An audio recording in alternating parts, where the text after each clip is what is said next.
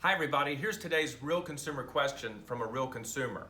Melissa writes, Dale, my daughter and 3 of her friends paid for a 7-day cruise. They also prepaid for excursions. While on the ship, they were told that Montego Bay and Grand Turks was refusing to let them port because of fears created by the coronavirus. They were then rerouted to ports they didn't want to visit. What can she do to get her money back? Well, Melissa, I've got some bad news. It's very unlikely that your daughter and her friends can get reimbursed for the cruise. Cruise lines are very, very careful to let you know that. In fact, this is printed on her ticket, most likely. This cruise line reserves the right to cancel or substitute any scheduled part of a call at any time for any reason whatsoever without prior notice, and shall not be liable for any loss to guests by reason of such cancellation or substitution. Wow, that's pretty specific, isn't it? But that's the way it goes. She is very likely to get her excursion fees back, so she just simply needs to let the cruise end, and then they should refund that to her. But here's the good news.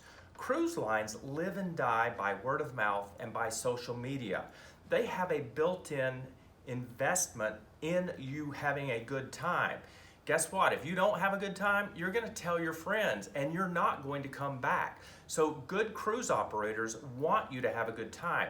They only cancel ports basically when there's a fear of your safety or something like the coronavirus. But here's something else, Melissa, I'm going to strongly suggest.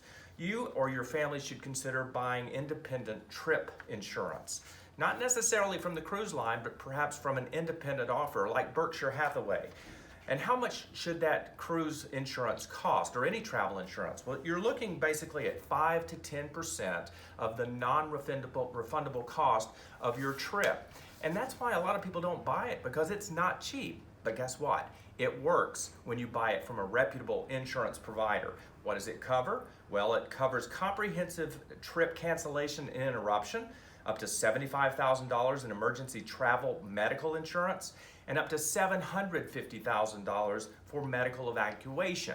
I bought trip insurance when I took my family to Israel, and it was a good spend, although we didn't have to use it. So, Melissa, I hope that helps, and just know going forward that cruising can be a lot of fun, but sometimes it's risky. See ya.